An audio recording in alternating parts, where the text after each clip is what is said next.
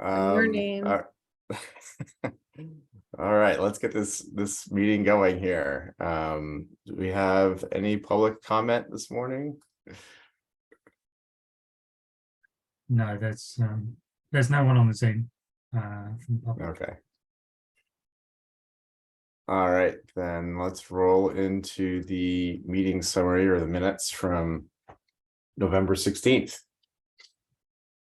Any questions, comments, edits on the minutes?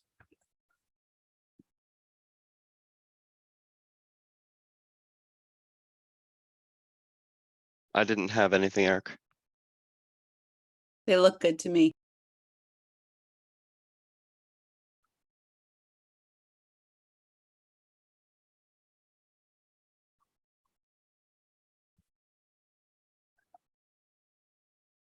I'll make a motion to approve the minutes as written. Thanks, I'll Laura. second. Second. Thanks, Kim, with the second. I did not have any comments either. They look great to me. Thanks, Simon. Does anybody else have any discussion on the motion? All right, all in favor of the motion, please say aye. Aye. Aye. Any opposed? And any abstentions? Great, thanks everyone. Nice job once again, Simon. All right, so that gets us nicely ahead of schedule. Brian, welcome. I assume you're here for the Ricky's Vista subdivision project. Yes, I am. Good morning. All right, thanks for getting up early and joining us today. No problem. Brian, you want to share a little bit about this project with us? Okay.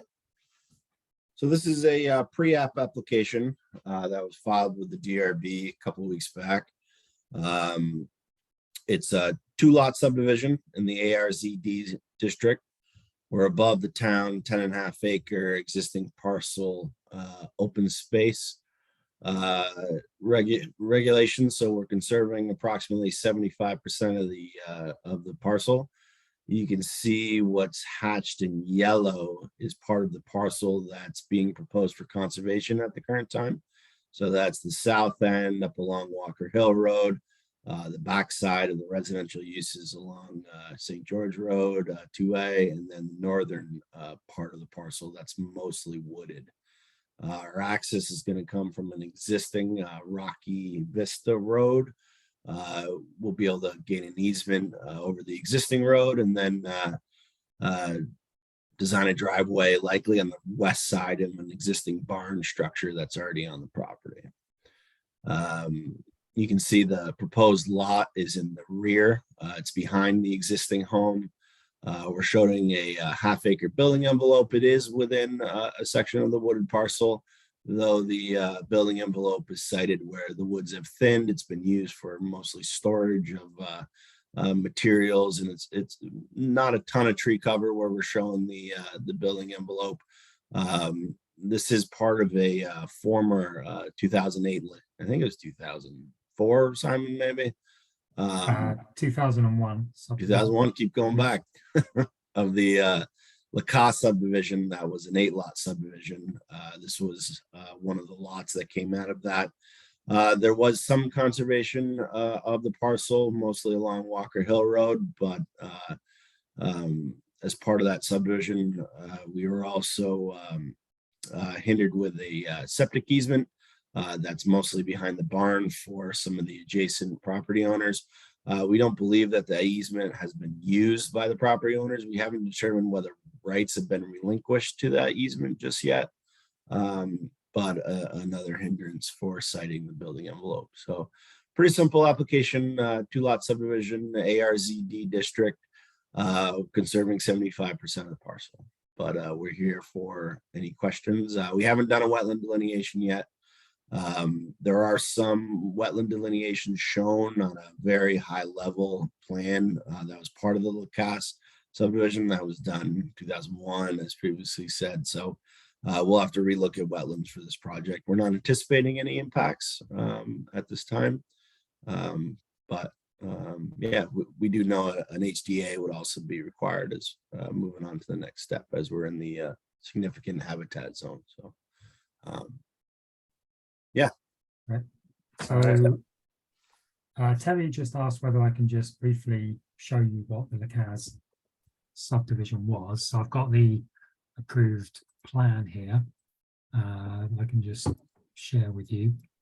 So bear in mind, not that you can really see it, but all the text is going to be upside down because they orientated north downwards.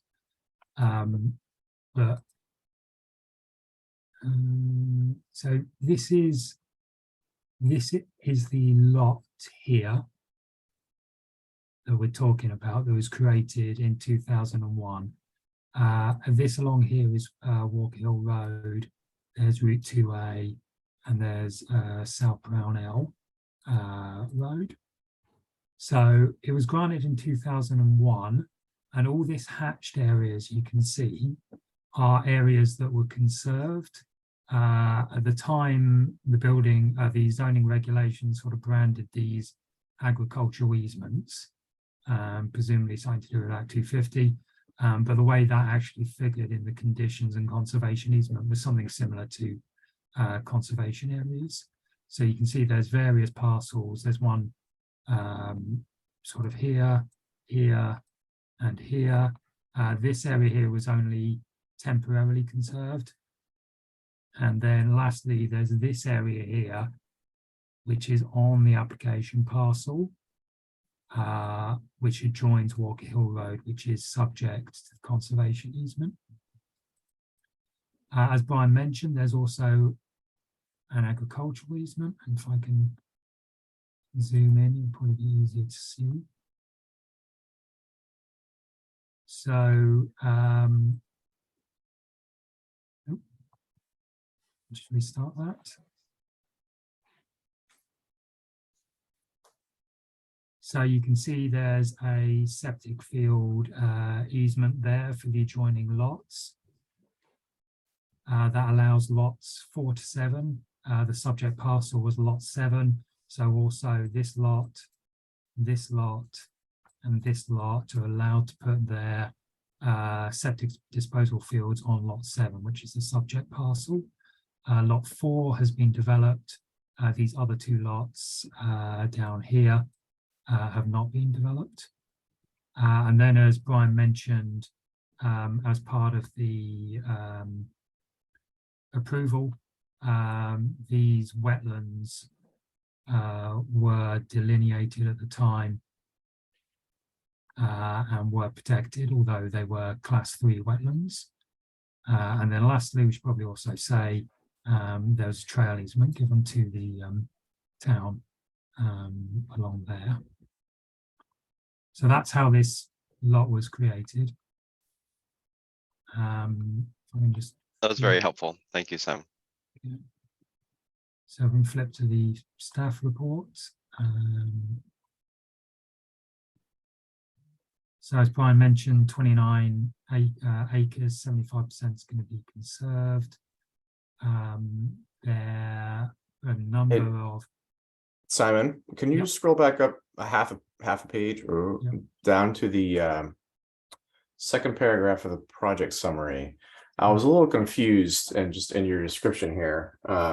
So the subject parcel is 29.3 acres, and you wrote that the new lot 2 will contain an envelope of ½ acre on 1.84 acre lot, and then lot 1 will be retained on a 5 acre lot. What's happening with the remaining 20 whatever acres?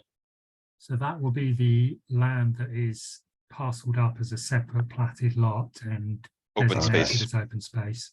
Open space. Okay. Yeah. All right. Got it. Thank you. And is that where the septic systems for the other parcels would go? Mm, No, did I Partly. get that wrong? Probably. Partly.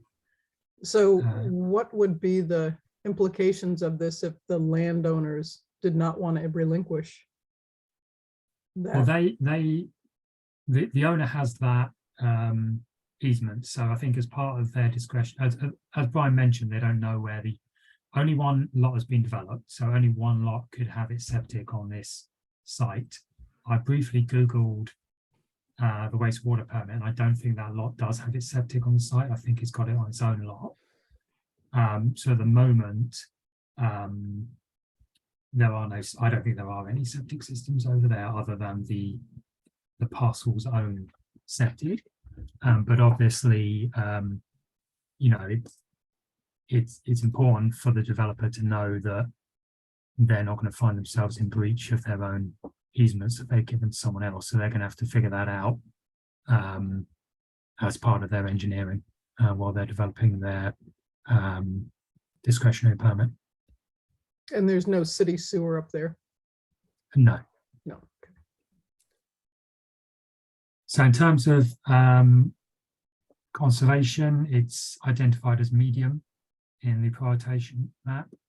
Important to know, although this map shows the entire parcel as conserved, it's only that area we talked about in the south that is conserved.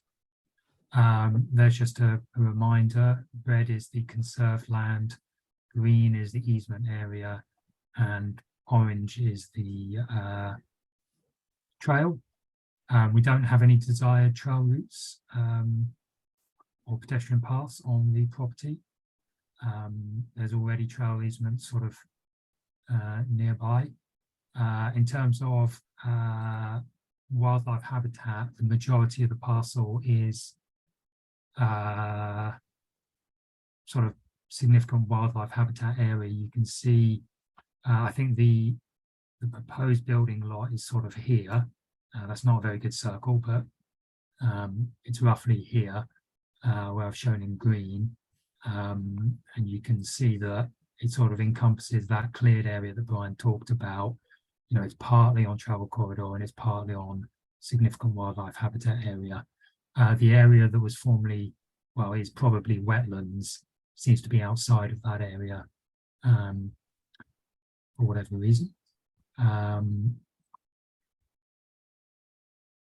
The second conservation area is a scenic view shed, which you can see there. Again, the subject parcel is sort of half on it, half off it, at the very northern edge of that view shed. And then lastly, there aren't any mapped wetlands according to the ANR website. However, as you know, that 2001 subdivision does protect those areas. It's class 3 wetlands. I actually went down to meet Brian's colleague there just to have a quick look, and that area is noticeably wetter than the area where they're proposing to put the new lot. So we have recommended a delineation be undertaken, but it wouldn't be a surprise if it comes back showing that area is wetland. Then we also have the open space designation we talked about and the half-acre clearing limit. So we've got findings and recommendations here.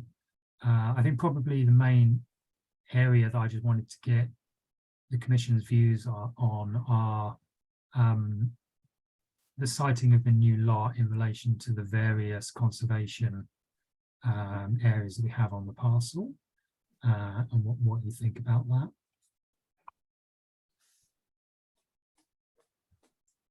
Okay. So this, I'm just trying to wrap my mind around it. So this parcel was conserved in 2001? Part of the parcel was conserved in 2001. Just the rules back then were different. And so the rules back then didn't require you to plat it as a separate lot.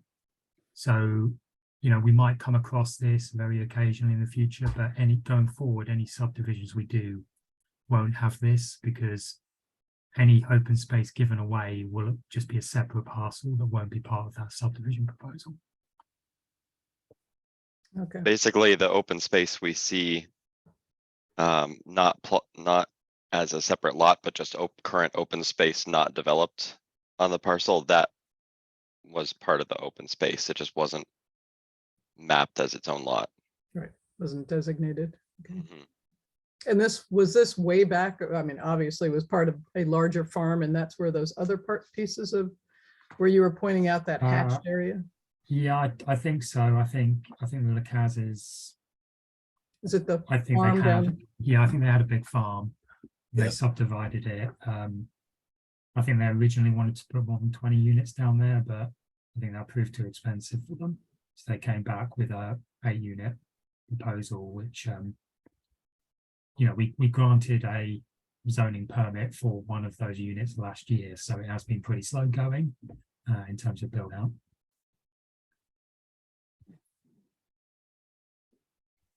Simon, I was trying to locate our SWHA and prioritization, parcel Yeah. prioritization maps. I found the story boards that include some inserts from them, but do you have them handy, or can you point them to me on the website?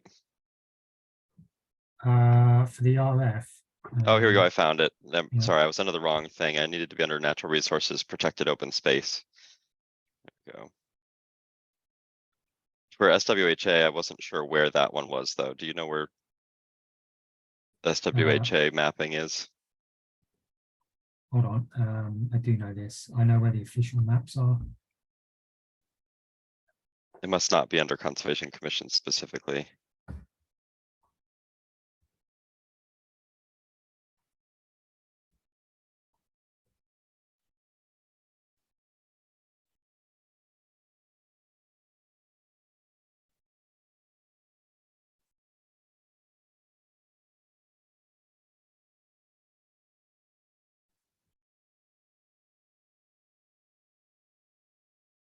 So are we talking about this large map?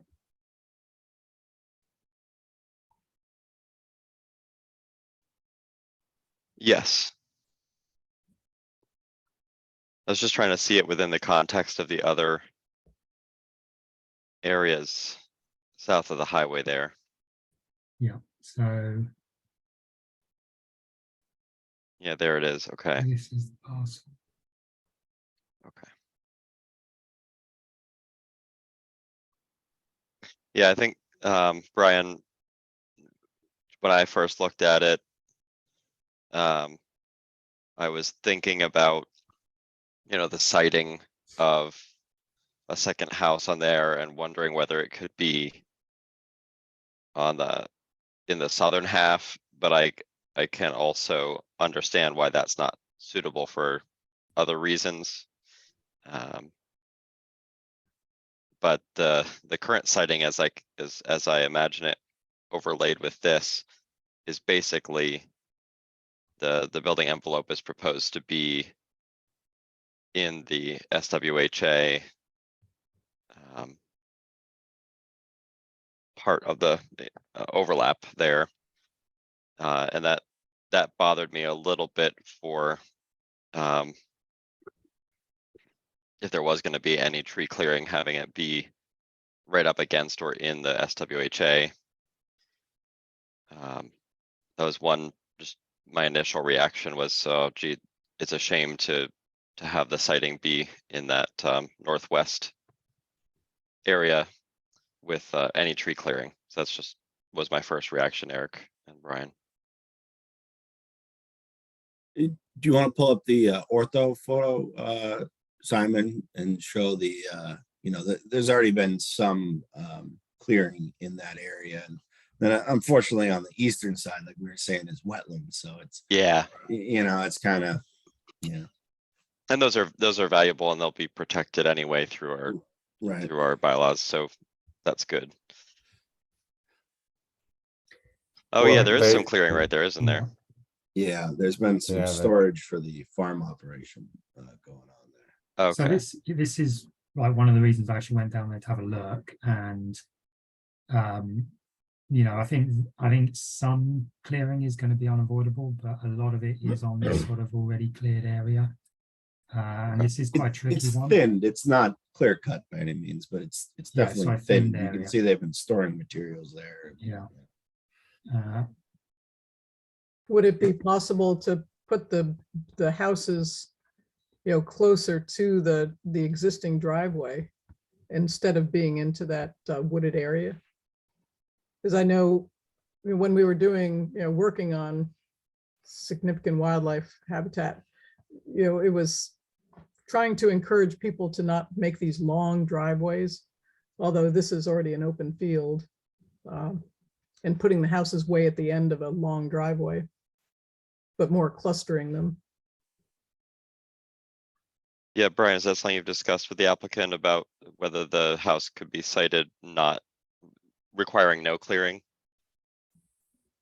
I don't think we want to move it completely out of the wooded area. I think we may be able to slide it some. We are restricted by existing septic easements, whether they're being used or not.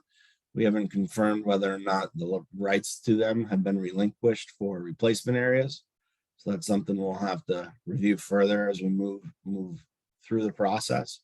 That's But, something that yeah. I think the commission is going to be looking for. The next time we see this is just, what sightings have been considered. And why the proposed siting is where it is.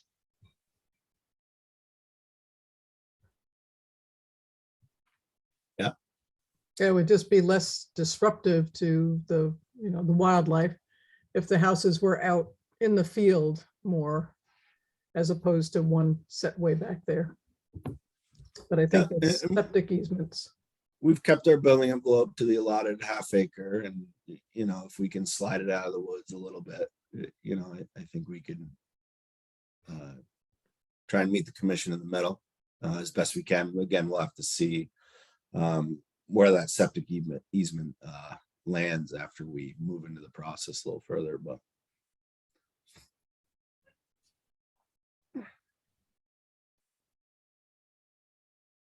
And these are single family homes, probably 2 to 3 bedrooms. Yeah, I'd say probably 3 to 4 bedroom. 3 to 4, okay. And so can you help me out here? So is the green roof, my understanding is that there was one house existing on this parcel. Is the green roof a barn? Correct. Yep. Okay. I believe it's a stable. All right. Yeah, there's horses in the field to the south of the house. You'll see if you drive by Walker Hill Road. Yeah, there were pictures of the in the materials on the DRB's page, Eric. I don't know, Simon, if that's easy to show the pictures of the Walker Hill Yeah, just gonna bring them up. entrance and the barn and stuff. And how many acres will stay with the existing house and barn? Is that 5 acres? Yeah, about 5.5. 5.5. Okay. And Simon. the intent is to keep the ag operation going after the subdivision is complete. The open space regs allow ag use, so we expect the ag use to continue as nothing has changed moving forward. What agricultural activities does the applicant do on this parcel? Just out of interest. I'm not sure how many, if they board other horses or if they're all owned by the applicant. I'm not sure, Simon. I would assume they board a few horses. I doubt they're all theirs, but. Yeah. And are they haying the rest of the 20 acres, or is it just all pasture? Or I think it's a mix. If you go back to that ortho photo, it looked like to the east of the house, it looks like they hay, but up along Walker Hills pasture.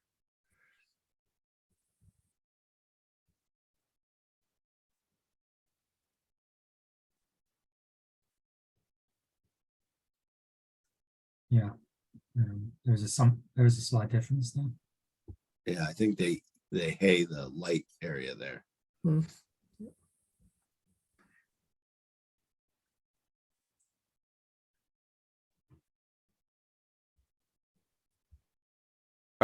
Okay, should we go through the rest of the findings and recommendations?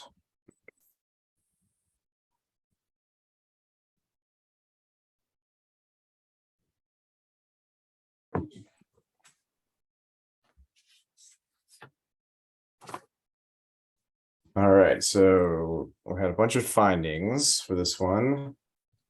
I think most of which we've already talked about. First one is for proposed open space, so they're meeting that requirement with their set aside of 22.1 acres. And then the review that we discussed, the southern part of the parcel is already protected as conserved land.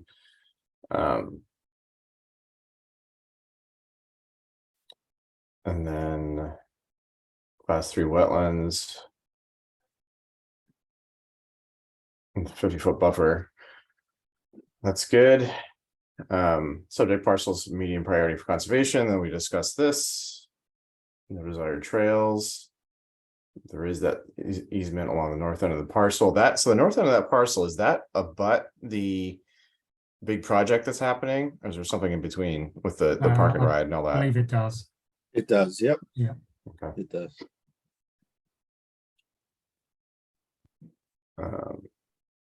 Significant wildlife habitat area we discussed. Secondary foreground we discussed. Farmlands of importance. So this is an Elisa map, but we're good there. And then proposed project is low risk development. Okay.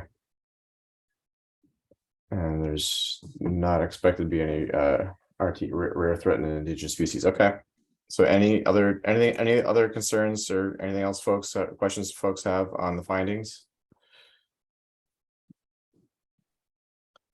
All right, and then habitat disturbance assessment, that's happening before they submit the next phase, assuming this one moves through.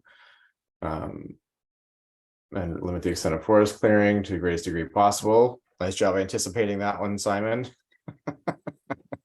I suppose the question is, do you want to have a recommendation the applicant investigate moving that building lot southwards, consistent with the other constraints present on the parcel? I would like to. Yeah, I would like to see, that's what we've been working on for, when we were working with Jens to try to, encourage developers to, not create this long driveway, which, impedes the wildlife, significant wildlife habitat area. So what would you propose, Terry, or anyone, for language to revise the language that Simon has in recommendation number 2? To move like Simon was saying, move the building envelopes south of the existing spot. So move it out of the significant wildlife habitat area and down closer to Walker Road, however that. I would just ask you to be mindful that there is a septic easement there and Yeah, how I much think, we can move it. We might not be able to pull it totally out of the tree line. That's all. Yep, this is just a recommendation, Brian, and Yep. you know, the septic easement is for the applicant to figure out and then explain the siting.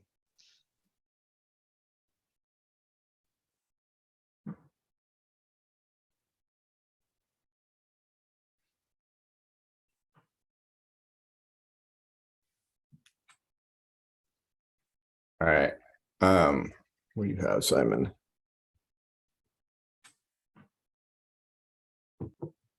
All right, yeah, I was going to propose something too that works for me. Is that soft enough, commissioners? I mean, is that firm enough or is it too soft? Okay, it's proposed the highlighted section there. I think it looks okay.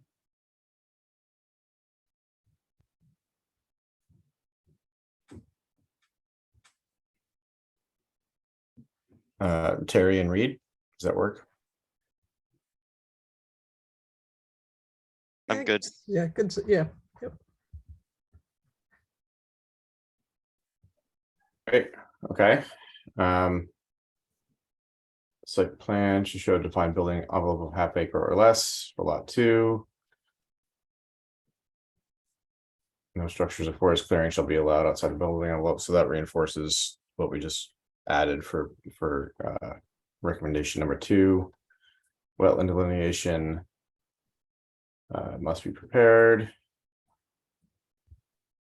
And then runoff and erosion control checklist. Yeah, And just to okay. add something I didn't cover in my explanation was that those wetlands were previously identified as class 3 and then protected. So I think it would just be helpful to know, you know, if there are wetlands on site, whether they're important or not. Yeah, So- I agree. I think that's a good added addition, Simon. I remember from when the conversation way back at the beginning of the park and ride project that's happening now, which is, as we just pointed out, just downhill from this parcel. There were wetlands identified there, but from what I recall of that wetland delineation, they were identified as wetlands mostly because it was buckthorn in there, which for whatever reason is connected into wetlands somehow. And you know, buckthorn being an invasive species and all that, not a lot of functionality there. So I think, yeah, I agree with that sentence you just added in.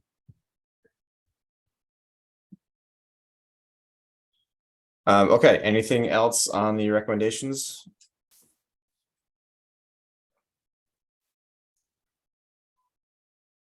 All right, if not, may I have a motion to approve? I'll move approval of the recommendations as drafted. Thank you, Reed. I have a second. I'll second Laura here. Thanks, Laura. Any discussion on the motion? All right, all in favor, please say aye. Aye. Thank you. Any opposed? And any abstentions? I'm gonna abstain because I had to step away for a big chunk of that conversation. Okay, thanks, Kim. I have 2 sick kiddos that are home. All right, motion carries. Thanks, Brian, for your time. We'll look forward to potentially seeing this at the discretionary phase. Thank you. Have a good day, everybody. You too.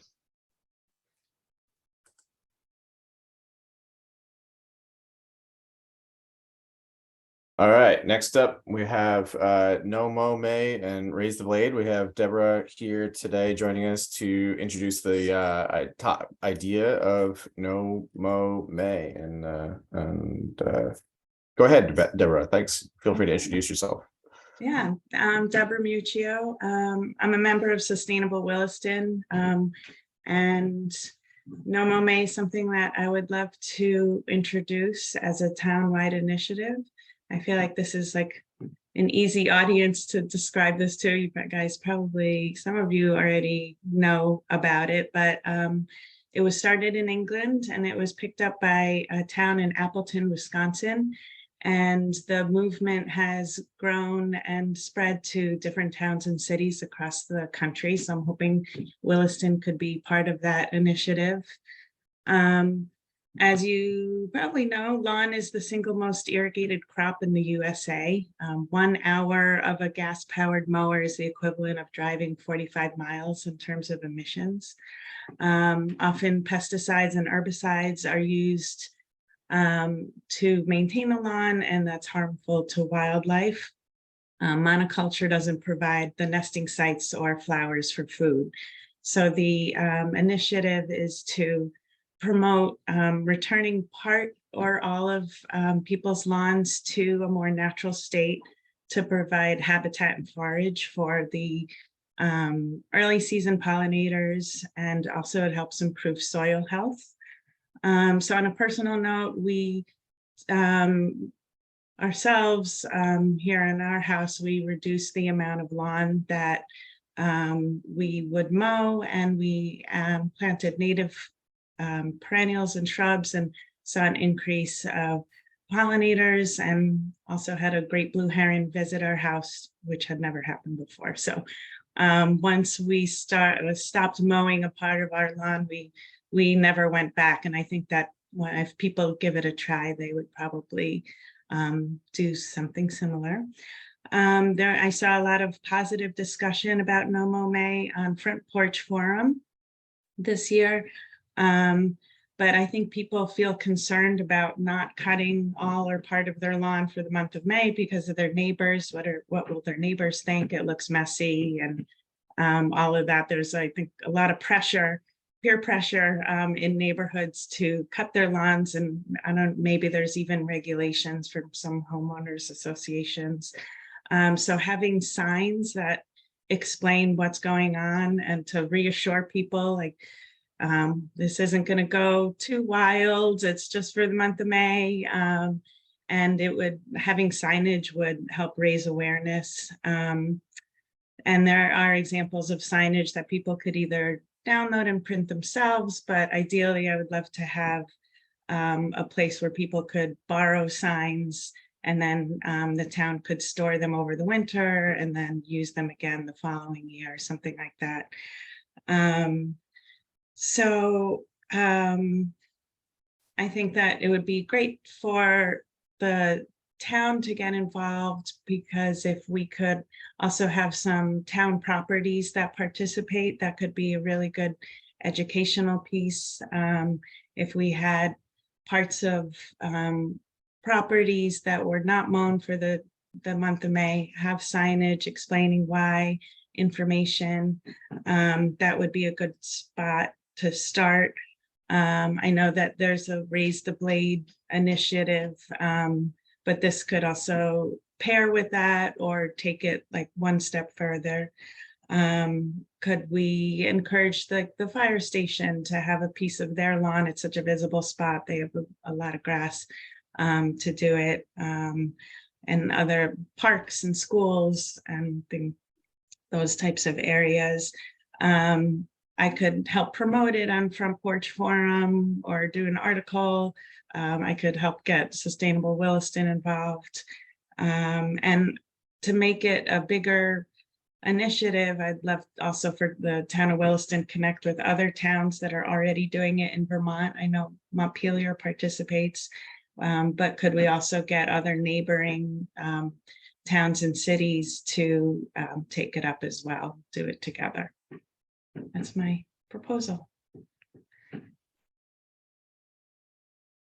Thanks, Deborah. Appreciate that. And thanks again for taking the time to come in today and talk with us. So what do you think, commission members? I guess my first question for you all is there interest in this in the Conservation Commission promoting this program? And if so, what do you think some next steps would be for the commission to take? I Or do you love think it's it, a and I horrible wonder. idea?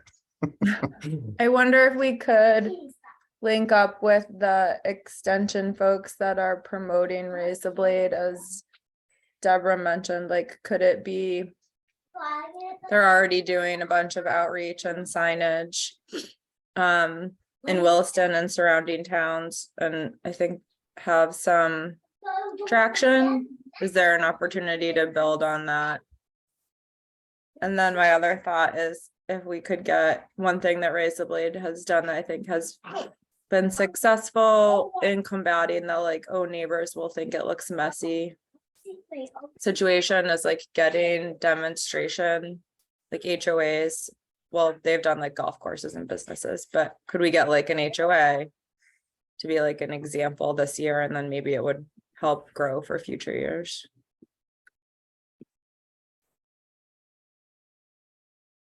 I think. Thanks, Kim. Yeah, I think the Raise the Blade, didn't we do that? Did the town do that last year? Yeah, it's been a few years. Right. A few years, yeah. I've seen the signage up along the multi-use path. It's different than what Deborah is advocating for, but like in the same vein. And so I don't know, maybe there's concern that people would get confused between the two initiatives, but Yeah, I think one of my questions, Eric and Simon, maybe perhaps you know the answer, is for the Raise the Blade signage that's being put around various places I assume that's being done by Public Works or Parks and Rec, one of the two. And I That's- think the signs are being provided by UVM Extension. So, Okay. yeah, so on the Razor Blade program, so, well, first of all, full disclosure, so, from my day job, the Basin, Lake Champlain Basin program, we support that program. In partnership with Lake Champlain Sea Grant, UVM Extension, and a couple of other organizations. But as far as Williston goes, yeah, so Linda Patterson from Lake Champlain Sea Grant came in and talked to the commission a couple of years ago. And, my understanding is that within the town, Parks and Rec adopted the program. And those signs that you see, I believe primarily have been installed by the Parks and Rec department, not by Public Works. And Simon can correct me if I'm wrong in my interpretation. And so with Parks and Rec adopting it, that means that they are raising their blade up to 3 inches to cut their grass at 3 inches, or no shorter than 3 inches, for all of the areas that Parks and Rec manages that are not soccer fields or baseball fields. Those are all maintained at whatever the appropriate height is to dribble a soccer ball or whatever, or have a baseball roll through the outfield or whatever. But the areas that are not part of the playing fields are included in the raised blade program. So I don't think there's much of a campaign beyond that here. Okay. Within Williston for So it's raised Parks and blade. Rec. And Kim, you were saying you think the extension is providing the signs each year? Yeah, I'm sure it's, as Eric said, it's Linda Patterson. So Yes, also I in think- full disclosure, I did the focus groups for that program. Mhm.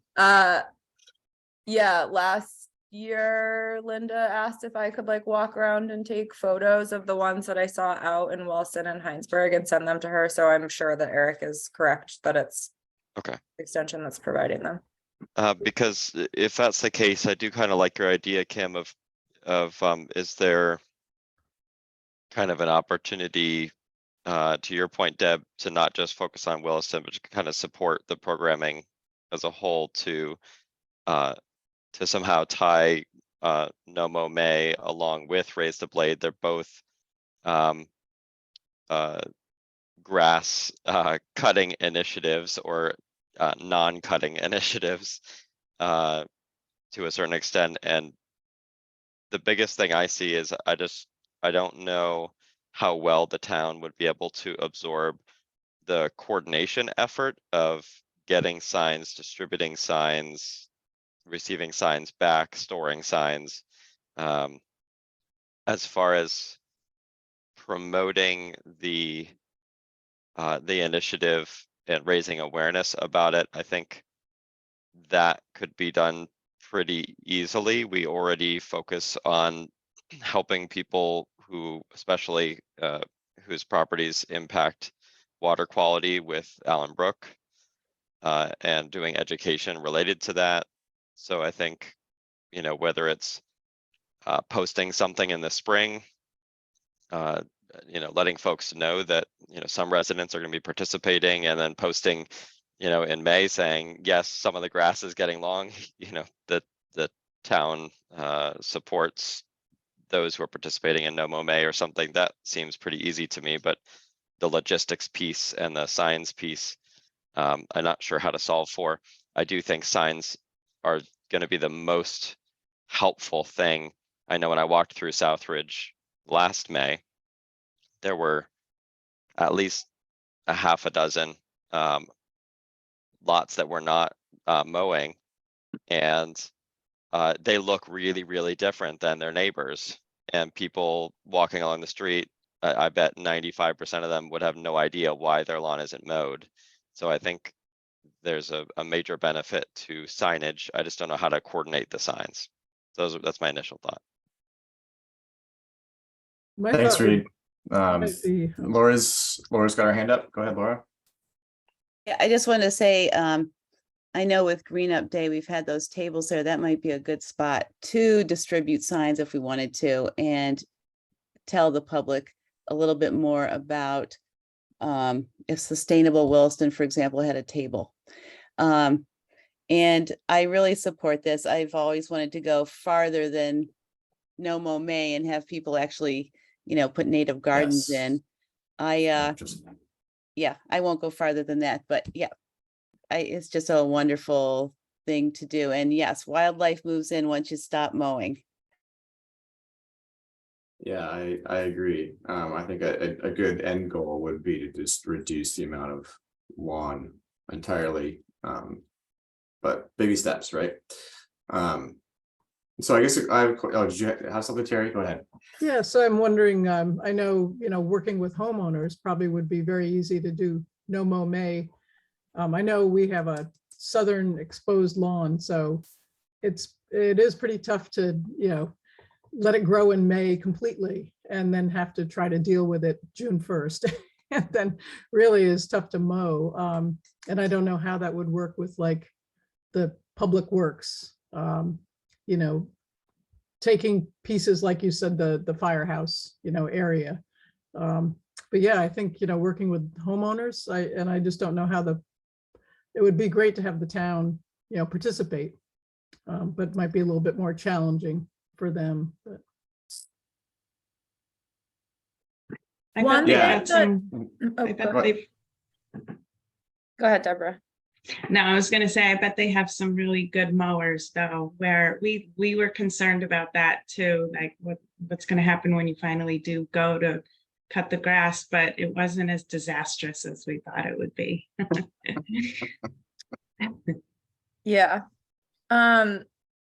I was just thinking back to so when we did focus groups for Raise the Blade, one of the things that we were asking community members is what they thought would motivate themselves to mow less or to raise the blade on their mower, and then also what they imagined would motivate neighbors, friends, and family members. And one of the things that came up that I don't ever think was acted on because it was like too complicated to think about we were thinking about the scale of the basin, and so it was too sort of onerous to think about it on the scale of the basin. I don't know if extension has since worked on it, but like mimicking almost when garden clubs will do garden walks or garden tours, and they'll pick like a couple houses in the same geographic area, and everyone will go on a walk through the garden, and the homeowner will like talk about the plants and how they're cultivating them and etc. One idea that people thought might work is if somehow that were mimicked, where it was like a neighbor to neighbor actual event where people like came out and talked about what they were doing. And then the other thing that had been talked about in concert with that was like the idea of having there be like food or something. And that I thought of that because of Laura's point about like Conservation Commission wanting to be having a booth at Green Up Day, and like, is there some way that we could like have something in the downtown, like if it was like the town hall or something like that? The timing doesn't perfectly work with Green Up Day, but just I don't know that I'm necessarily advocating for it so much as to say like it is something that people talked about as potentially being motivated for them when we asked folks what would motivate them. Yeah, very visible property is the library in Town Green. Even if just a portion of it Totally. were, Yes. like if half of the Town Green was left unmowed, with signage about what's going on, a lot of people are walking, biking, driving past there. And it would be visible, and it would be an opportunity, the library could host a speaker to talk about what's going on with it. There's opportunities for programming there. But I love the idea, Kim, about a yard tour, or a yard wildlife tour in May. That's something that Sustainable Williston has done in the past, is kind of the garden tour type stuff, as well as like composting and sustainability efforts by individual residents. We've done these tours where we go around, and Deborah's family has showed off what they're doing in their yard, and other people have invited folks to come take a look at, hey, here's how we do composting, here's how we are working to remove invasives or plant natural landscapes. So there's there's definitely, I think, long-term interest from Sustainable Williston, I would imagine, in helping facilitate something like a tour. Yeah, I was thinking the same thing, Reed. Thanks. Laura? In addition to a tour, for example, if the library did let half of the green grow, you know, whatever flowers grow up, instead of looking at it from a distance, if you get up close to it and start cataloging all the insects that are on those flowers and all the species of bees, and it actually becomes very exciting for kids at the school to do that. And then, well, that seems like if there could be a portion of that, like half sounds like a lot, but a portion of the half that could also just be left unmown for the whole season. Because then you really start to see that, especially in fall, all the bees are going crazy with the asters and other, but Getting that's ready like for winter. another- Yeah. yeah. Yeah, I think I really like what you said, Eric, that, you know, we want to not stop at encouraging reducing mowing. We want to encourage restoring landscapes also. So I think we do have to kind of crawl, then walk, then run. I think convincing people to not mow for a while is a good way for them to experiment with what things look like, getting comfortable with things looking different. And then I think you can introduce more of the, you know, why don't you just not go back to mowing those sections at all? Could you have your lawn still be able to recreate and still have it look the way you want it to look, but it really provide a longer lasting benefit? So we have just a couple of minutes left on this one. I guess I'd like to talk about what can we do or recommend to Deborah or Sustainable Williston for next steps for this. And I guess one question I have for you, Deborah, since it seems like you've done some research, more so than I have anyway, is there signage that's already been developed that people could just, you know, take the signage and send it to a printer and then post it on their lawns? Yeah, like the Cersei's organization, they have No Mow Lawn, No Mow May lawn signs, and also pardon the weeds, we're feeding the bees. Like there's different themes that explain what's going on. We could probably develop our own just for Williston if we wanted to. We could come up with some kind of a template where people download their own signs, but I still would like to not give up on the idea of having people pick up signs, because it would just, I think it really does make a difference. So I guess, is there a place through the town that they could be stored? I'm thinking people can figure out some way to attach it to a stake or support or whatever they might have. But I think having a physical sign that they can pick up and then return, like, is that possible? Is there some closet somewhere where they can, you know, store this kind of thing and borrow it? Because then it's also, you know, the reusing of signs is an important part too, I think. Yeah, I think Brennan I think Barn. yeah, I think what, you know, in the case of Raise the Blade, what that program uses is just your standard like your standard political sign with, you know, whatever that material is that slides onto two metal posts and jams into the lawn. They're light, easy to move, and fairly cheap. I guess the question would be to Simon, is there a place within the planning office that, or within the front office of the town, that some of these could be stored if people did want to come in and pick them up? I can't imagine that there would be it'd be a revolving door 6 hours a day, people coming in to pick up these signs. Would be great, but probably not that busy. Or it could be like one or two pickup times, you know, that's like scheduled, and I don't know. I can store signs for a small period of time prior to May. I can't store signs for 11 months of the year. What? Simon's office is only so big. Yeah, I mean, worst case scenario, we don't get any back. Other worst True. case scenario, we get them all back and I have to store them somewhere. So, I mean, we can do that, but like my feeling is like once you've done this, you're going to want to do it the next year as well. So are you going to want to give the sign back? I would assume, yeah, that Simon, that it's a one-way street for the sign. It leaves the Yeah. office and doesn't come back, and the homeowner keeps it and then reinstalls it on April 30th or whatever of Yeah. the next year.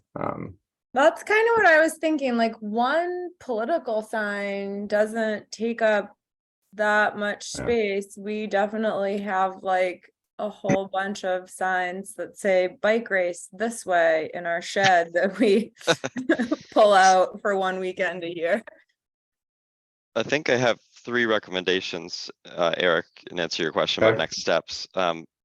Deborah, I think it sounds like making a connection with the extension service is one thing that should be done either way, just to see if they're interested in helping promote No Mow May more generally, or if they have ideas on how to spread to more towns. I think another would be that we do have the Green Up Day distribution event, and I think we definitely should be coordinating with you or Sustainable Williston if Sustainable Williston wants to take this on, you know, as a group next year, to make sure that there's at least education about No Mow May going on at that event. I think it's a good chance to catch a lot of people who are looking to make a difference in the area of conservation. And then third would be that we figure out what works for signs distribution, and like maybe we need to ask people who participate in No Mow May that we know and say, you know, would you keep your sign? Would you give it back? Because right now I think the biggest question mark is going to be storing signs if they wanted to give them back. And that may not be a town thing. We may have to find another, I don't know. Okay, another that's battery for fine. storing I them. don't want Yeah. that to hold it up. I mean, I can take the signs back. I just want people to be able to get signs. So I don't know if there's a grant or something I can write to pay for that, or I don't know how, like, is that something that I can work with someone to get them To made? actually make the signs. Yeah, Eric, can you, without maybe like endorsing anything, talk about Lake Champlain Sea Grant or Lake Champlain Basin Program, excuse me, education and small education and outreach grants, and if have you seen any that have supported this type of outreach? This I can't recall a grant specifically for No Mow May. It is a pretty new concept, as was mentioned. But there certainly are. So the Lake Champlain Basin Program has a grant program out now. It closes in a week or two, I think. December 19th, whenever that is. And so there is an opportunity to write a proposal for a small grant to pay for an to actually develop an outreach campaign and pay for signage that way. I would have to, since I'm the one who approves the grants, I would have to step way back from this whole conversation if you wanted to do that. But you're more than welcome to. But there is that opportunity. Alternatively, I would suggest, if you didn't want to go that route, I would suggest, Deborah and others, if they want to, just research the cost of printing some signs. And maybe if it's only $500 or something, maybe the Conservation Commission could support it out of our budget. okay, that's great. I don't think it would even be that much. So even if we started with 50 signs, I think that would be a great start. So, Yeah. Okay. Right. Okay. Yep. Terry, and then I propose I feel like we have more to talk about on this topic. So I would suggest if you want to come back in again, we could talk about other things that at the other ways we could do outreach with this. Great. Thank you. As well. Terry? Yeah, I was just going to agree with your suggestion, Eric, the lawn signs that are easy to store and maybe have some consistency in the signs, instead of everybody making their own sign. So when people see the sign, they're driving around town, they're like, oh, that's, no mow May. So that, Yeah, Right. and then make sure that anything that the town puts out and anything that goes in Front Porch Forum, that there's consistency in the messaging so that people understand that it's a real program, that it has support from these different groups, and really start to build an understanding about what it is. Sounds good. But yeah, happy to put this topic back on another agenda and continue the conversation.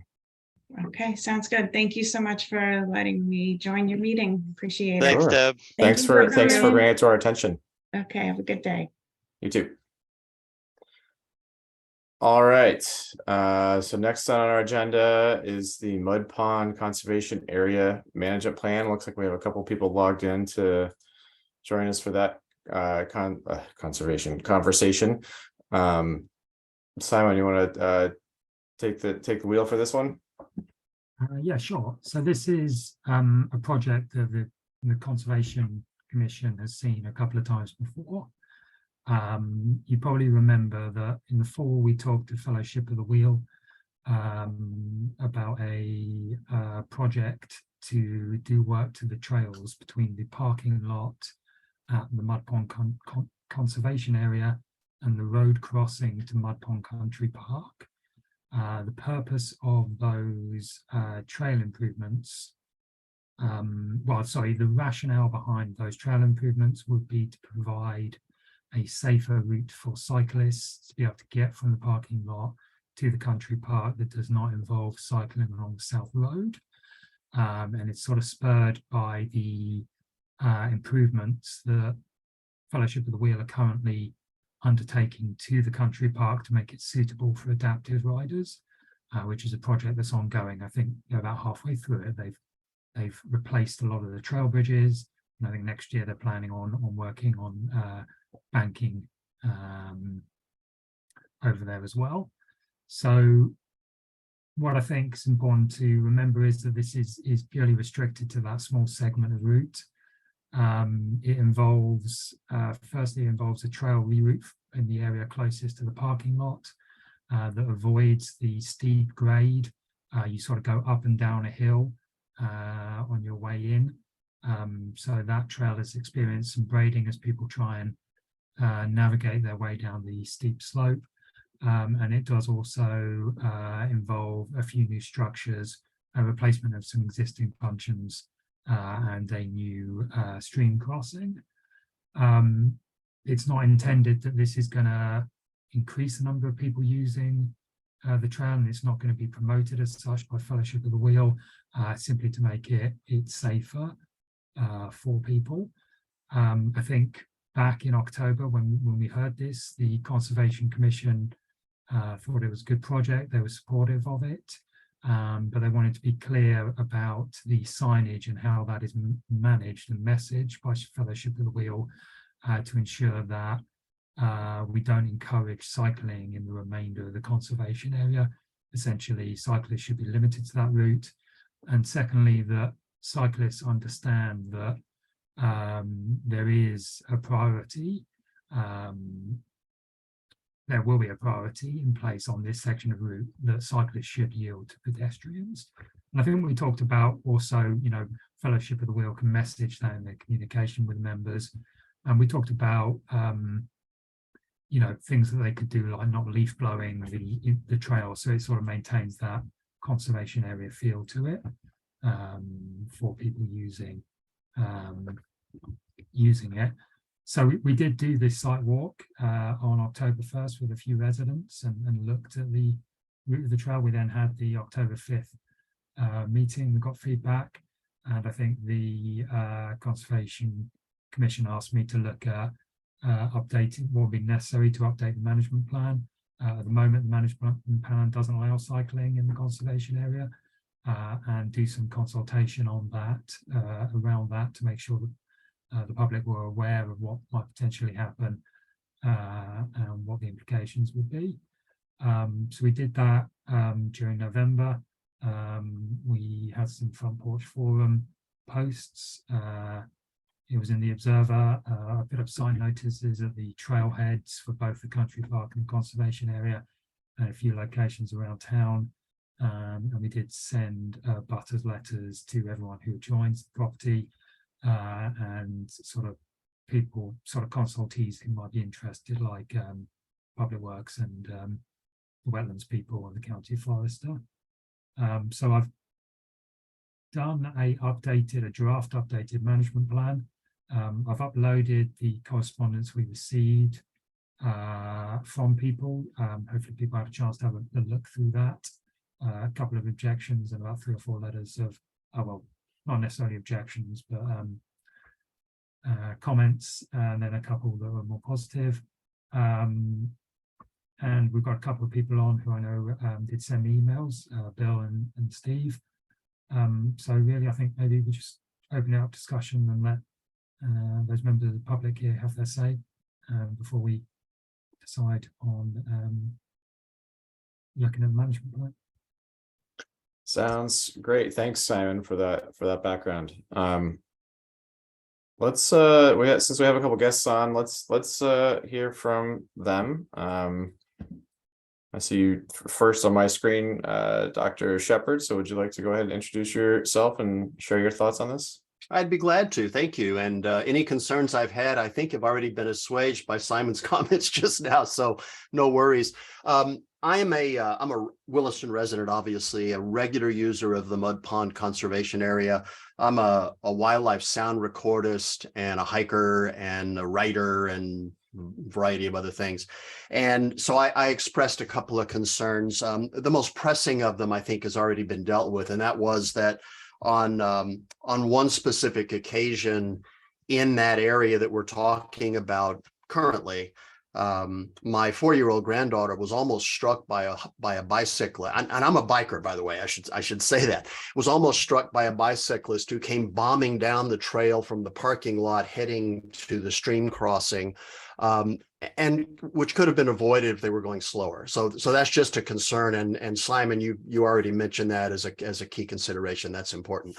The only other concern I had was that I have registered Mud Pond as a sort of an active area in an organization called Quiet Parks International, which is an organization that looks for places where you can go and not hear human noise all the time, but rather you can hear the sounds of the natural world. And Mud Pond actually qualifies as one of those, and they're becoming increasingly rare. So that was my other concern, was the fact that one of the great benefits of Mud Pond is that I can take kids or even adults on workshops to the natural area, and they can sit there and hear the sounds of all the non-human stuff that's living in that area without, I mean, occasionally you get airplane overflights and occasional racket from the roads, but it's really remarkably quiet. And I just want to make sure that people are aware of that and that we can take steps to try to preserve that as long as possible. That's really the only concern I had, and I really appreciate the work that the group is doing on that. So thank you. Appreciate it. Thank you. And that's interesting to hear about the Quiet Pond component. If you could send us some information about that, that'd be good to have, and we could potentially add that into the management plan as well. I'd be delighted to. And just so you know as well, Simon's very much aware of this. I actually wrote a book about Mud Pond. It's a book of essays, nature essays about not exclusively Mud Pond, but the bulk of it took place at Mud Pond. And the organization is briefly mentioned in there, but I will send it to you just very quickly.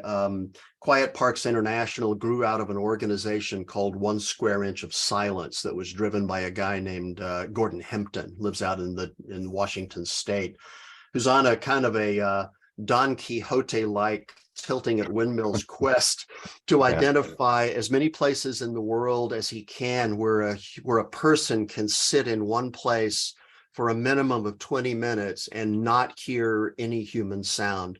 In the United States, there are 3 of those. 3. Really? Would the Adirondack Park be one? Actually, no, because the number of overflights at Adirondack is extraordinarily high because of all the planes coming in from Europe. And this is one of those things, once you realize it, you can't unhear it. So, you become aware of all the sounds that, otherwise would kind of ignore. But because I record natural sounds for kid programs and that kind of thing, and I'm very much aware of it. But anyway, they created this thing because the National Park Service is attempting to make it a mandate that we limit the number of overflights over national parks, state parks, and natural areas, just because of the fact that the noise does have a physiological impact on the critters that live there. And besides, it's nice to sit there and not hear cars, Yes. Yep. Cool. I Well, will that's send very it. interesting. Thank you. Thank you. And then turn it over to Bill Flack. Thanks for joining us. Thanks for the opportunity. I just wanted to check out what this project was about and where you're headed. I had sent a note to Simon. I'm pretty involved in the mountain bike community. Spend a lot of time out at Mud Pond, and I had shared some feedback with Simon about some of my experience in the space. One of the things that I thought was great about the notion of this access trail was that I see a lot of, it's not just cyclists that use that side of the park, the country park side. I see a lot of families particularly, and oftentimes, particularly when they have younger children, if they're going to hike that side of the park or ski it or snowshoe it, they'll access it from the road rather than hiking the sort of long route through the conservation portion of the park. Reasons being, when you have young kids, of course, it's a long haul if you go that longer way. So anyhow, particularly in the wintertime, that can be a treacherous little stretch of road for the cyclists as well. There's often slop on the road and trying to get down there in one piece. It's sort of a blind curve. It's in that little dip.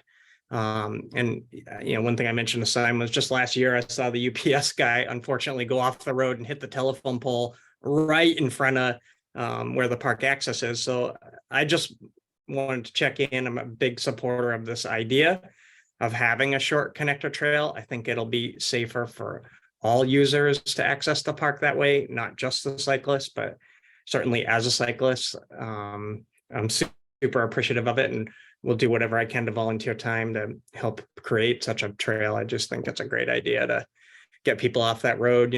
I saw in the management plan, there has been discussion of putting a parking lot on the other side, which I know has some real challenges. That would even be better, but this is certainly a step in the right direction in my view. So I just thought I'd check in and say hello and thank you all for your efforts. Great. Thank you very much. And thanks for taking the time to share your thoughts. Terry, see your hand up. So yes, I just wanted to comment about the quiet park area. That's very interesting. I never knew that either, that it was designated. And so on our land, years and years ago, Fellowship of the Wheel, or a splinter group of Fellowship of the Wheel, put in a bunch of trails on our land, and there's a vast trail, and some folks were going down there. And we noticed, it was we joked to Hans, we said, boy, is there a lot of noise. People are coming down that hill and they're, he said, woo-hooing and, hollering and making all sorts of noise. And so what he did was he actually created some signage that just said, going through I don't know if he said residential or, quiet area, or just be quiet, just be respectful of the residents. And once he put up that signage, it was, it did decrease. It was actually, difference, because our dog would bark every time somebody would, come screaming down. So that might be one way to stop that. And then I've seen signage like that on the Ascutney mountain bike trails also. It says like, going through private backyard, please be quiet. It's like a really just like sweet little sign. And it's good to hear that it worked on your property. Yeah. Since then, the trail's been kind of closed down, but still people walk, and things. I just think the sign is gone now, but it did make people aware of that. Oh, I really shouldn't be like yelling, as I'm coming through here. So, and then the other thing too is that Yeah, I just don't see that. I think it's great to get traffic off of South Road because, and I really can't, I don't understand why there isn't any signage on the road that there's people crossing the road. I travel this road, it's on my way to go to town. And, I know there might be people crossing the road, but, other people, this road is used a lot as just a walking or a, exercise area.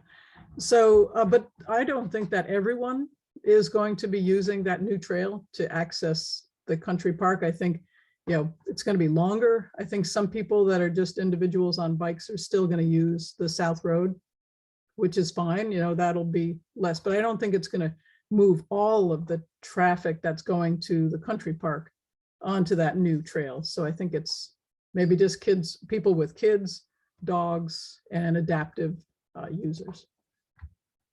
That's all I had to say. Thank you, Terry. Reed. Yeah, this whole quiet park idea is somewhat of a new thought, and I think it's just another example of how it's going to be important how we implement something like this. I think it's not the perfect solution. It's been mentioned about the desire to have better parking on the other side of the road for the country park, given that the commission and the planning staff have put so much time into looking into that option and we've ruled it out, that it's just not possible at this point. This seems like the best alternative. But I do think the implementation is going to be really important. And I think knowing things like people are birding, like this is an area where people can go that they don't typically hear other human sounds, and doing a good job communicating that would be great. I love hearing about these different ideas for signs. I think, a sign to that effect saying, birding in progress, or, this is a quiet park, please pass silently or whatever. That type of signage would not just benefit those who want the quiet, but I also think it reinforces respectful usage of that portion. And the last thing I wanted to say was just that I think if there's a way to clearly name this connector segment, I do think it would help bring more understanding to it too, like naming it the Country Park Connector or something like that, and mapping The it in a quiet different, connector. or the quiet connector. Yeah, that great point, Kim. I mean, giving it an intentional name and showing it on the map in a different color or something to show that it is a shared use trail, and that its purpose is to get people over to the country park, but it is not access for bikers to the rest of the conservation area. I think that is going to be an important component from my perspective.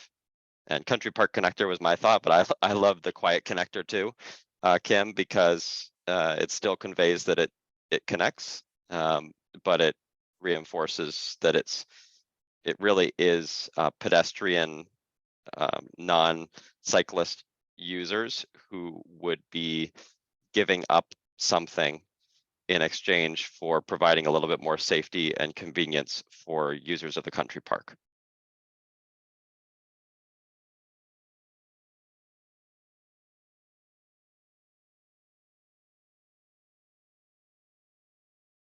Thanks, Reed. I like that too, giving it a separate name just to have it distinguished from the main park area. Other thoughts, other comments? Yeah, my only thought was making sure there's a sign in the parking area, because I know some of the residents have complained about doors slamming and the noise that comes from there. So just a sign about that, I think people would be more respectful, even getting out of their cars.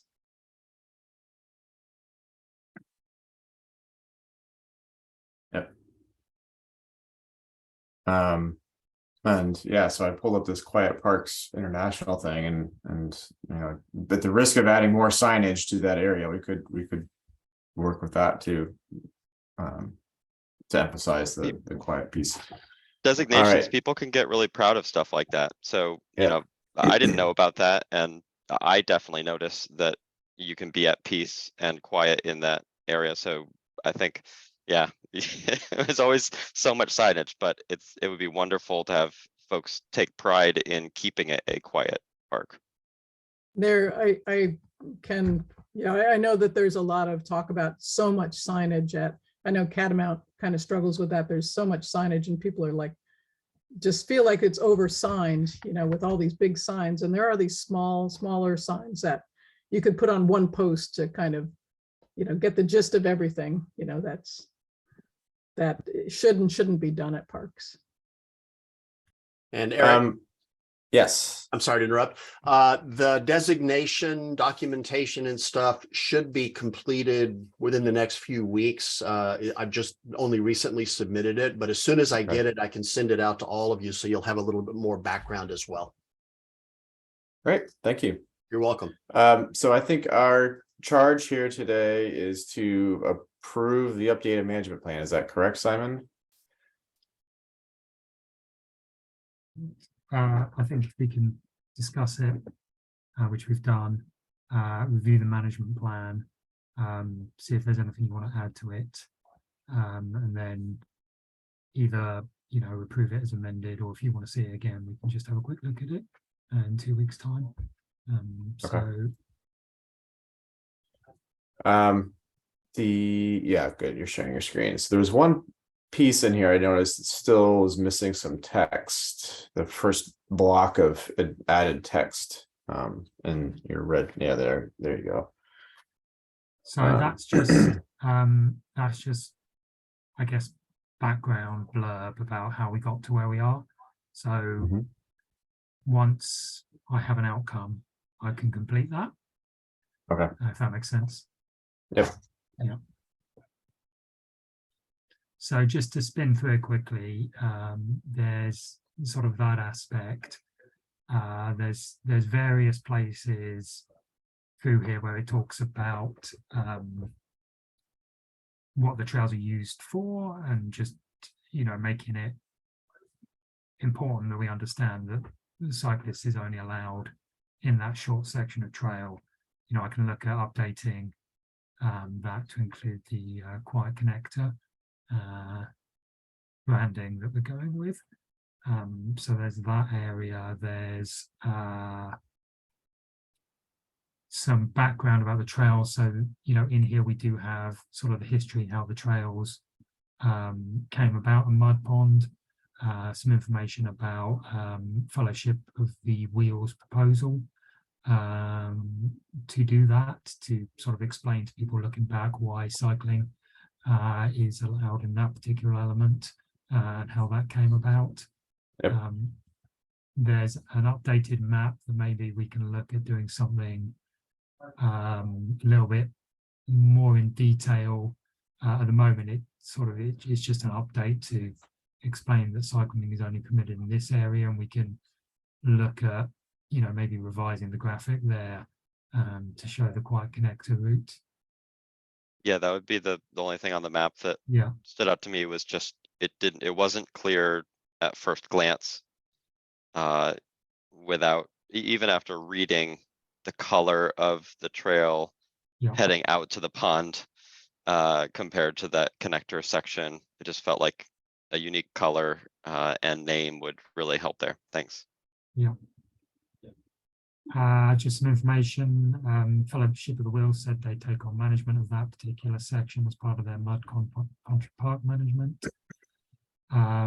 Some information about signage. I don't know if everyone wants to just read this, and we can let me just zoom in a little.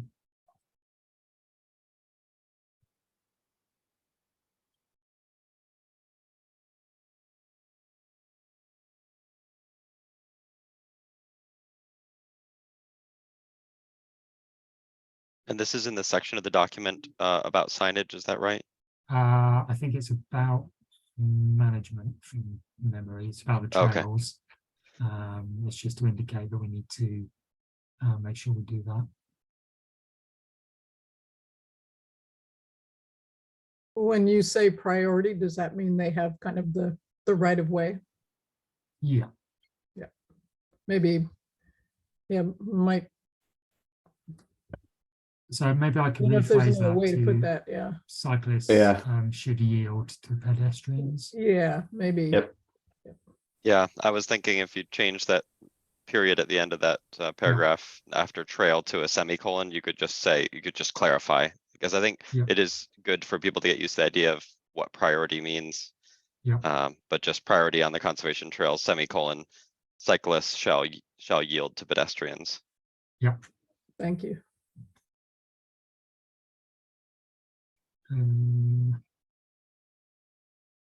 So just in terms of the use of land, just explaining again, for people who are only picking and choosing what elements of the management plan they read, that it's restricted to the quiet connector only. So again, the recommendations, just reiterating that in a couple of places, updating the current prohibition on biking in conservation area to clarify where it is and isn't permitted. And then I think we also have the action items, one of which is to work with Fellowship of the Wheel to develop those trail improvements. And then I think maybe reading this back, I think we should explicitly state an action is to develop signage that recognizes, you know, cyclists should yield to pedestrians. And we can also talk about people should be aware that cycling, we can talk about the quiet aspects that we spend quite a lot of time talking about here. Hey, Eric. Yes. I'd support an action item specific to signage and what the signage should cover here. I also thought, to Terry's point, perhaps an action item, but not necessarily a specific action, but an action to explore improvements in safety at the actual South Road crossing. Should be in here. We don't have to solve the problem now, but I feel like while we're updating this, it might be good to put in something that the Conservation Commission, as part of management for the conservation area, should be considering and exploring ways to improve the safety at that crossing. That sounds reasonable to me. Did you catch all that, Simon? Yeah, so I think I need to follow up with Bruce, because Bruce did say he'd be willing to put some signs in, at least warning people there are pedestrians in the road. So I should follow up with him to find out when that's on his schedule to do. Okay, great. Terry? So along with signage, I just was thinking this is a good time to come into this. So this, you know, new trail is being put in. One of the reasons is for adaptive riders, which usually, you know, have a handicap. They're going to be parking in a handicap spot. So that means that in that parking area, there'll need to be signage for a handicap vehicle, and plus room for such a, you know, bike or whatever to be able to get onto that trail. And I know that the trailhead is going to be moved over there. So that, I guess, would that mean maybe a parking spot or two, or parking and a half would be, you know, designated for the vehicle, a handicap vehicle, and access for that, for the person to be able to get onto the trail. Yeah, that's a good observation, Terry. I think that makes sense. Because once they get their bicycle off of their car, they have to be able to get to the trail. So there has to be an area left open as well. So I don't know how that's going to be managed. Can we take a look at the parking section? Does it already say anything about that in the parking section? I read it, but now I can't remember.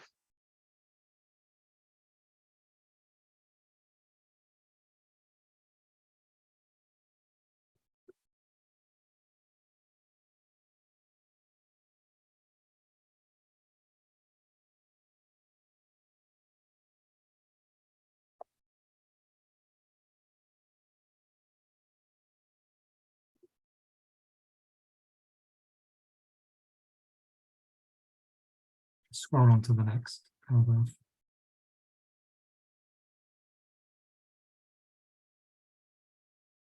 Okay, I found the access section on page 12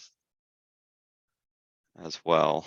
Yeah, it doesn't talk about it. It doesn't talk about accessible parking. I think that was the initial idea that led to us looking into this connector trail, was that there's now adaptive friendly trail portions being developed, and that's going to be an intended use of the connector trail. I like your idea, Terry, to include it somehow. I don't know the best location or language to include. I think we could put something in the parking lot area that just references that we should investigate how to designate an ADA space, and, you know, being down there, those timber posts that indicate to people that they shouldn't drive into the conservation area by accident could do with being reset. So if we reset those, we can, you know, it wouldn't be too much effort to put an ADA badge on one of them to show that as a space where it is reserved for ADA parking. And I think that's going to be reworked, that whole area, so it's more gradual to the new trail. So they'll have to do a little fill in that area maybe. To make it a little I more don't gradual. think so. I didn't get that Okay. impression from them. I would think that the handicap spot would be way to the left. It would be that parking area way to the left, and then maybe Where a the asterisk is. small, yeah, where the trail will be coming, the new Right, trail okay. will be. Yeah.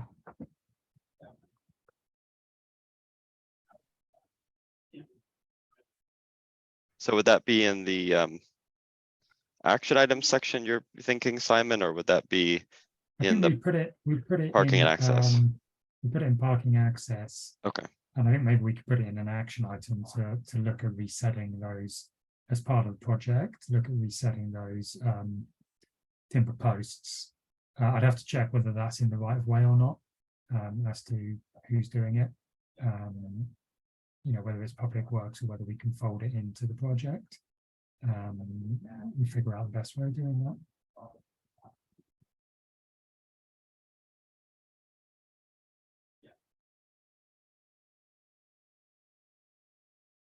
So it seems like there's a number of small changes here, Eric. Should we, would you like to hear a Yeah. motion to do one final review of the changes at a future meeting?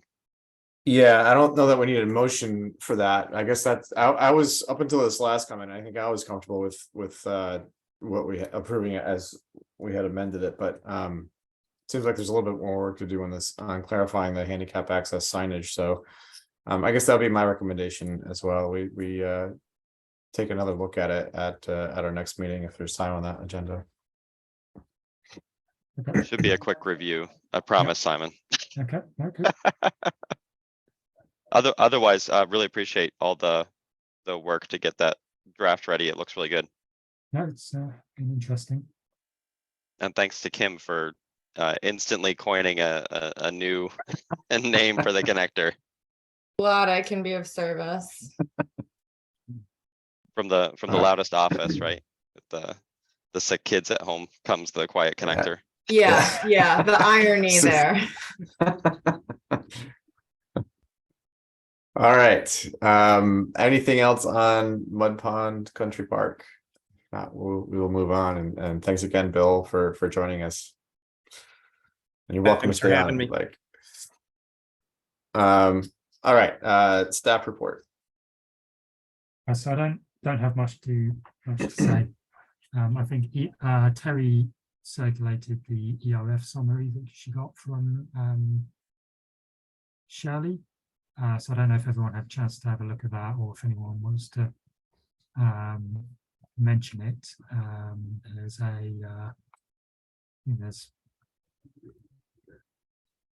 Thanks, Terry, for forwarding that on.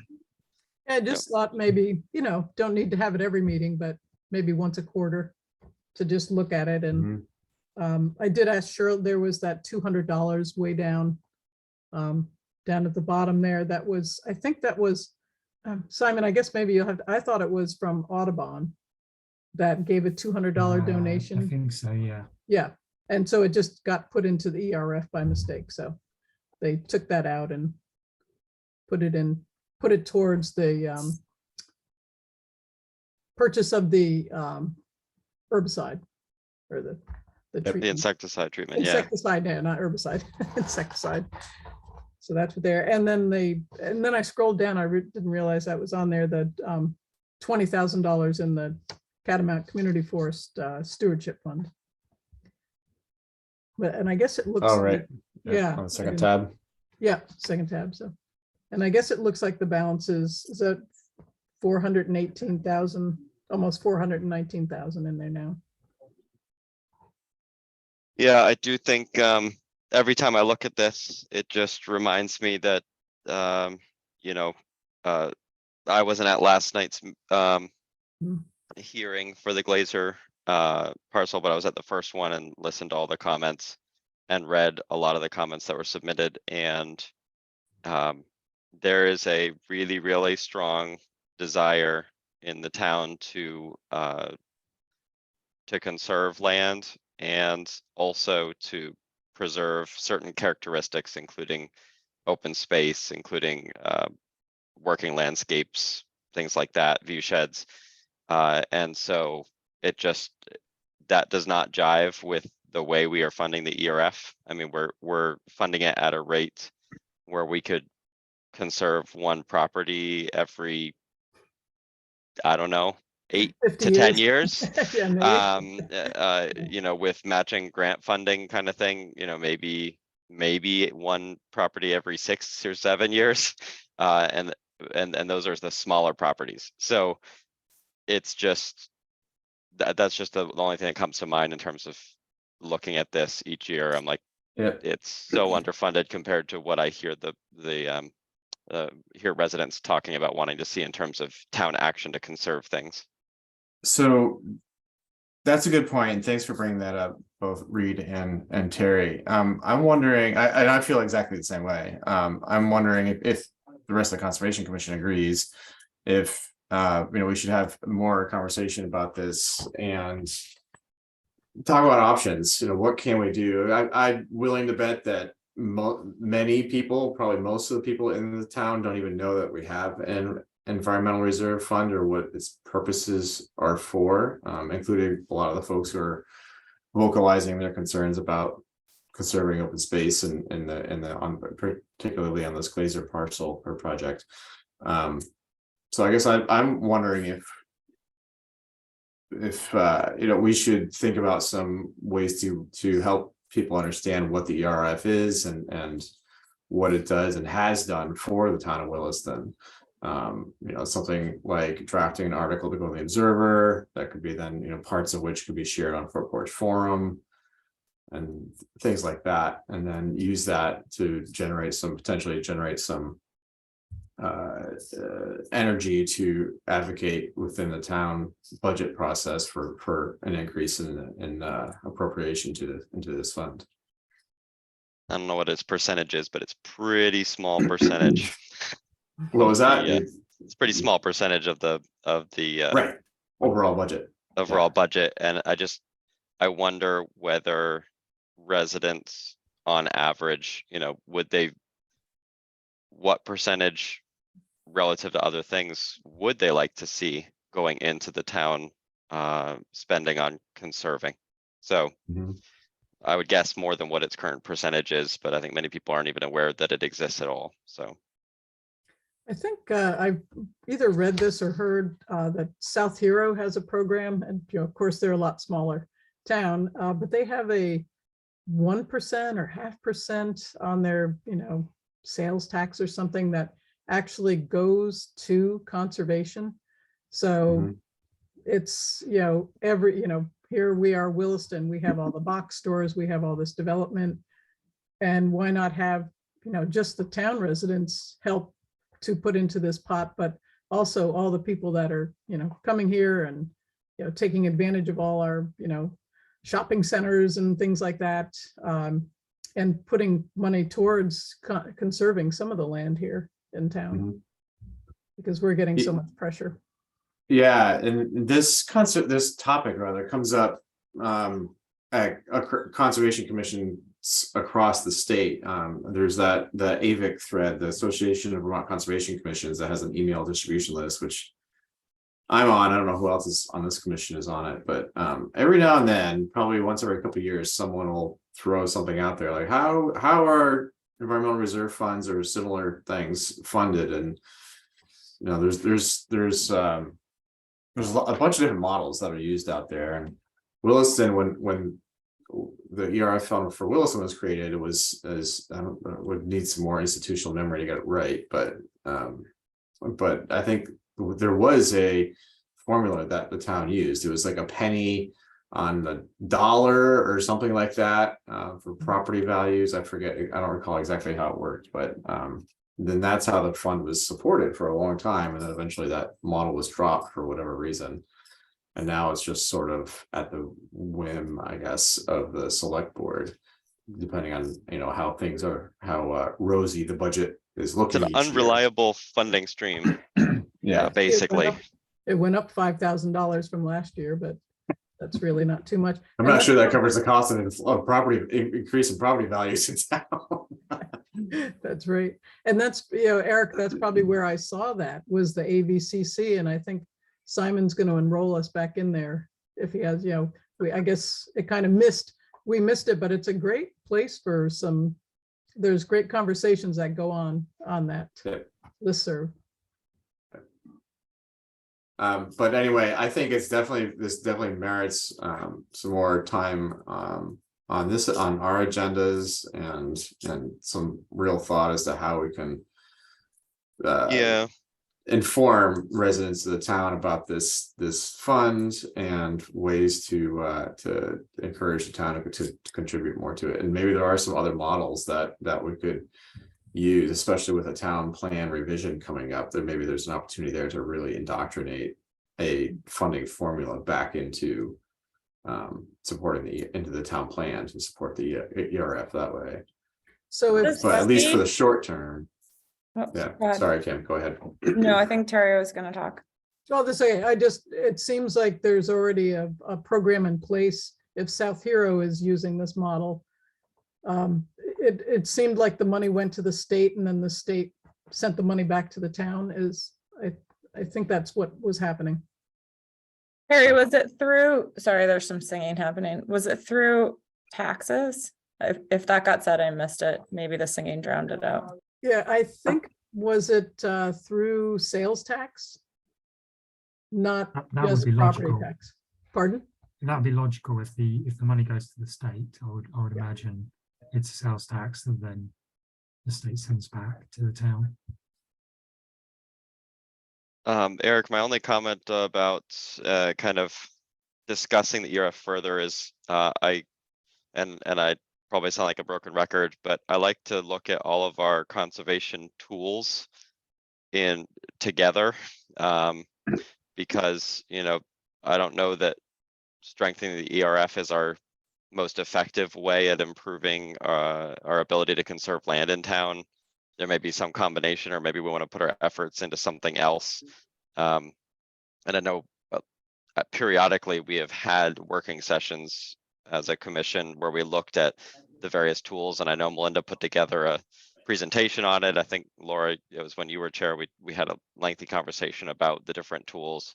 But I just feel like any conversation about the ERF has to be in the context of all of our tools that we use for conservation.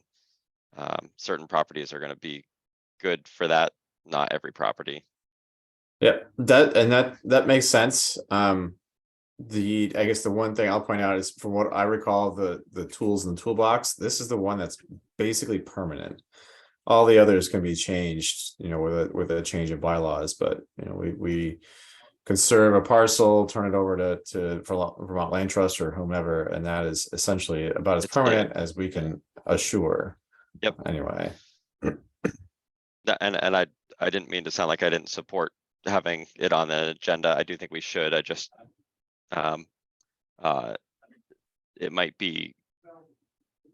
Yeah, just my brain is always thinking about the other tools in addition. So I would support having it on a future agenda to talk about how we could strengthen the ERF program.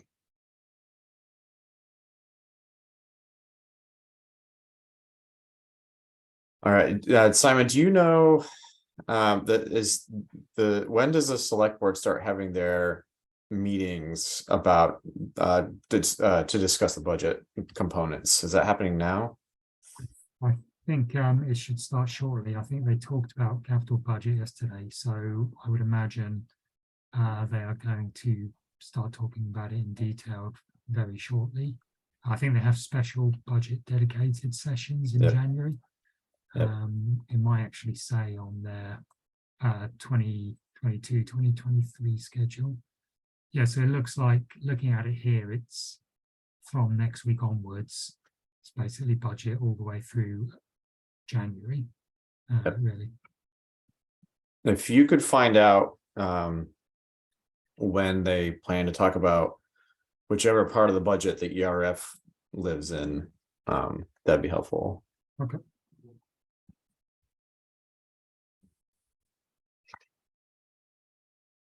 Okay, so maybe we can talk about this some more next time.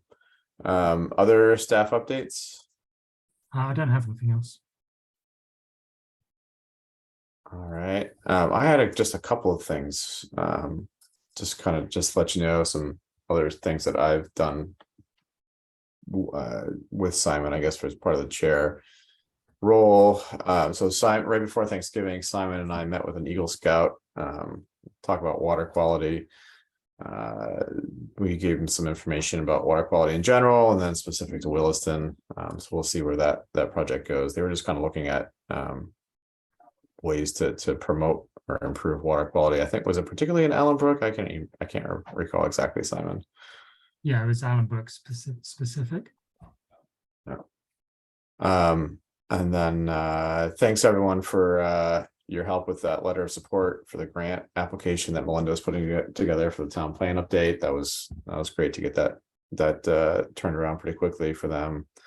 And then lastly, we do have someone interested in joining as a new member for the Conservation Commission to refill Carl's vacancy, and that person is going to be considered by the select board in January. Is that right, I Simon? believe so. I don't think they have an exact date yet, but it will be in January. David Westman, his name is. Great.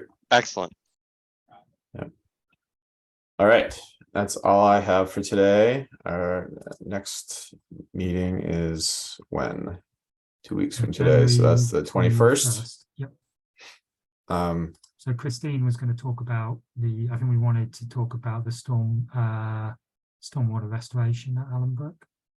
great. So she was going to give an update on that. We can have a look at the mud pond conservation area issue as well.